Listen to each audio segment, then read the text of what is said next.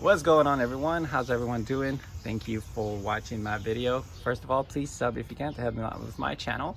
Today I'm going to be working on my Rx300 that it needs bushings. This piece is right over here. So we got an inner tie rod, outer tie rod, lower ball joint, and then the end links right over here. All right, before we proceed, everyone, I just wanted to mention that if your outer tie rod is worn out, inner tie rod, what do you call that, lower ball joint, things like that, and then your your end links, what happened is that your wheel will kind of wander everywhere. You're gonna feel a little bit of vibration or vibrations, clunking when you turn. Excessive feathering on the tire, like this one right here. That's gonna be the symptoms of it. So you're gonna experience those things. You can change it yourself. You could do it yourself for a fraction of the price if you bring it to a garage or a dealer. So it's a little bit a little bit of work to do, but if you have a weekend, you can just go ahead and do it yourself safely. Please always double check your work. So yeah, I just want to mention that before we proceed. This tire has an excessive wear already. To get it aligned is going to be useless because all those bushings and joints, they're going to be wobbling to a certain degrees. So it's good to remove them and change it, especially this car is pretty old now and it just needs a little bit of love to get its good drivability back. Anyway, let's put them on. Hopefully I won't encounter anything stuck, and hopefully it'll be a breeze.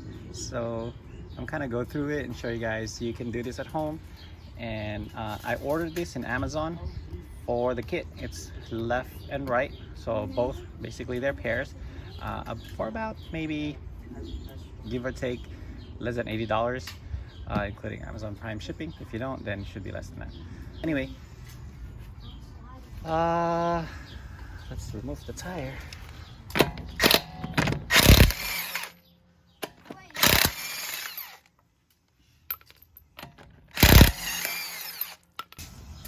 So upon inspection, oh, there's a lot of leak over there coming from that boot right there. See how the end links, I can actually just move it with my hand just like that. It's so easy. So that's for sure, that's shot. There should be a play on it now. We're gonna be removing this cotter pin, and then I think that's going to be a 14 millimeter or maybe 17. Pop that out, and let's remove this first. All right, so to remove this outer and the inner, the outer for now, this nut over here, push it this way, going this way.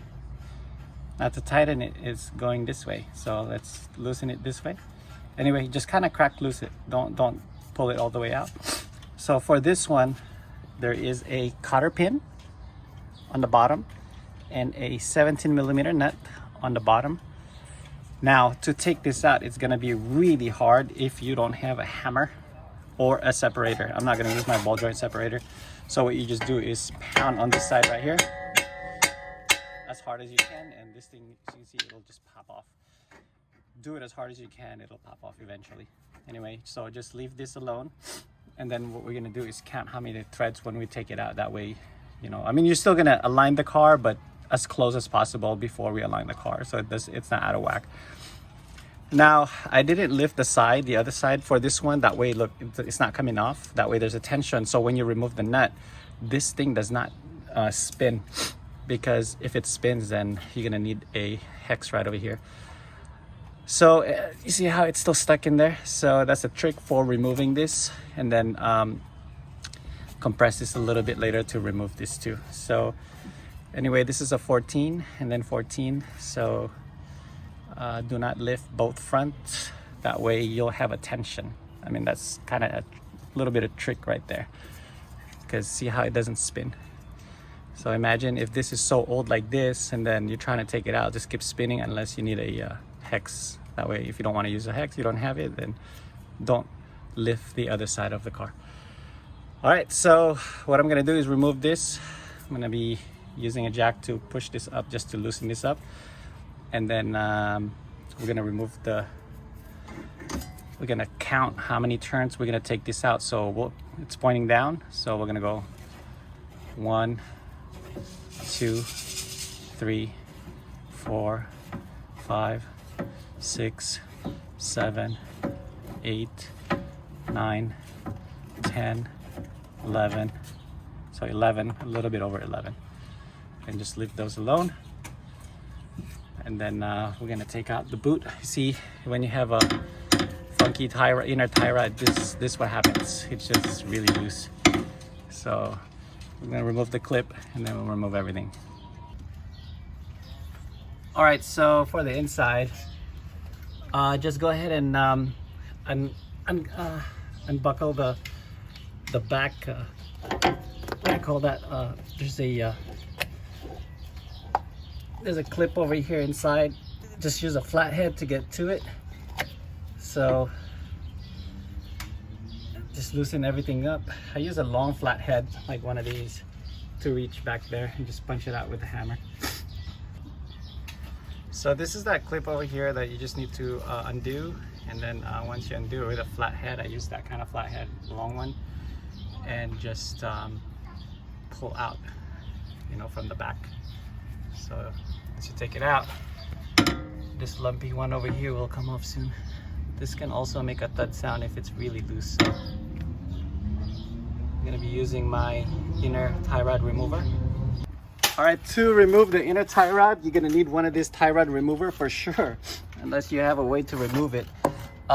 So the other part is in there, and then this tie rod remover, you just insert it and then lock it, and then, you know, put your 1/2 inch right here, and that should come off easily. And let's remove it. All right, so the inner tie rod is out. Definitely you're gonna need one of these to remove it. So this is the old one that's been off. It's really, really lumpy now. But the new one, tough and hard to move. By the way, I don't know if I mentioned it earlier, this right here, you just punch it back out with a screwdriver, flathead, or a chisel, and then just punch it out with a hammer. And then that's it. And then the new one comes with a new washer. Let's put it back after we remove this ball joint, lower ball joint right here. All right, so I tried to remove the bolt right here, because you know you can get it without. I ended up removing this basically. I tried to with my open-ended, because you know there's no room with the axle being right here. So I was just gonna crack it open and then spread it so I can remove it from the bottom without taking this off. But as you can see, it was de-threading right over here. It was eating it up. It was that hard or tight. So anyway, I couldn't, so I ended up removing it. This is a 30 mil, and then remove the 222 right here, and then just pop it out, and then 19. So I ended up just taking it off. There's a little lip right here, and you could just press it down. If you, I don't want to remove this and try to put it back on later. This is where the sensor is at for ABS, the traction. So anyway, I didn't want to take that out. So basically just take out the 12 millimeter that's holding the brake line right over here and just let it dangle. So that's out, and then I'm gonna pound it or use my spreader tool. But first, let us remove this, and I'll be right back. I think these are 19 as well. Let me see here. Where's my 19 at? 19? Where? Oh, here it is. Actually, 17. Yeah, the bottom is 17. Let me see. Oh, my nose is running. Okay, yeah, it's 17 on the bottom as well. So let's remove the bottom and pop it out. All right, so I ended up taking the caliper, 17 millimeter. This drops off, and then this pops out. So I guess there's no other way around it. I was gonna try to simplify, but once you take this out, this right here, I just mash it really hard right there until it pops out. that's the easiest way to take this out, is to remove everything. I wasn't expecting it, but hey, it was the quickest way without. So this is totally out as well. So as you can see, I can move it with my one finger. Shot, it's leaking, it's torn, as you can see right there.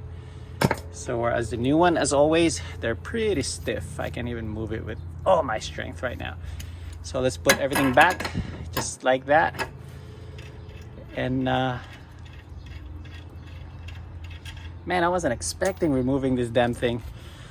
But for the faint of heart, if you can tackle it, you could do it yourself. So 17, there's no special tool. It's all 17s, 22 millimeter, 30 millimeter, 10, 12, you know, those good old normal sockets out of your bin.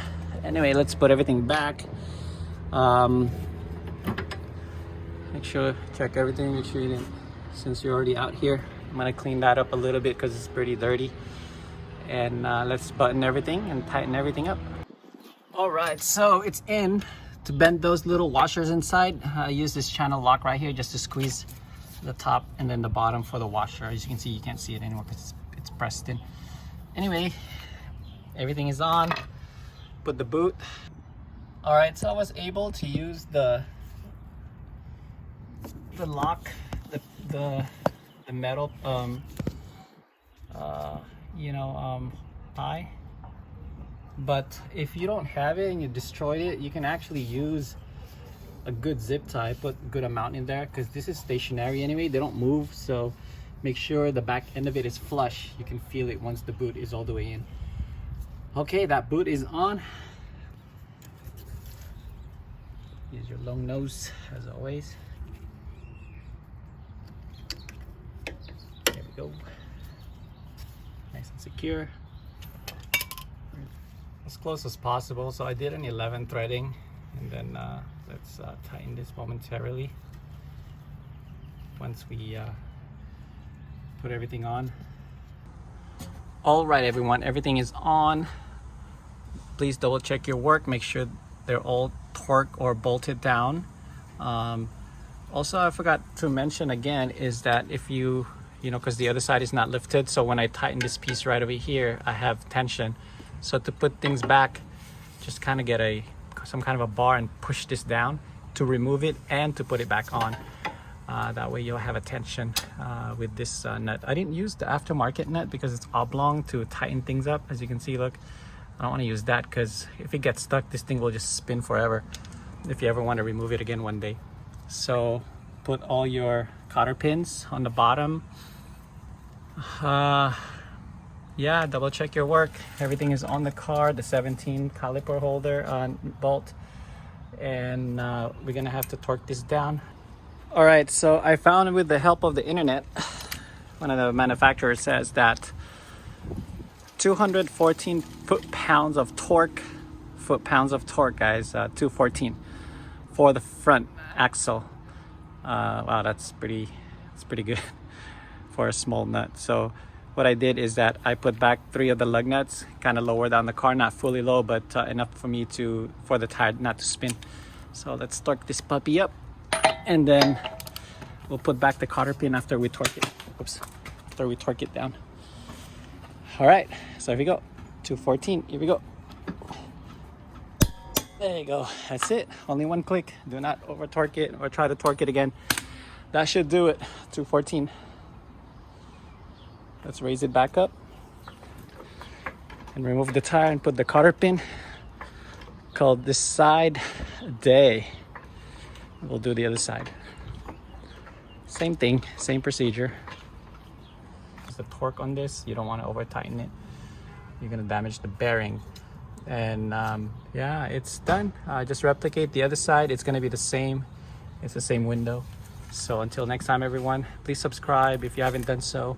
And thanks for watching. I hope it helps you how to remove your lower ball joint, inner tie rod, outer tie rod, and your end links. And till next time, God bless. Please subscribe if you can, help me out on my channel. Take care, everyone. Thumbs up. Peace. Catch you on my next video. Bye.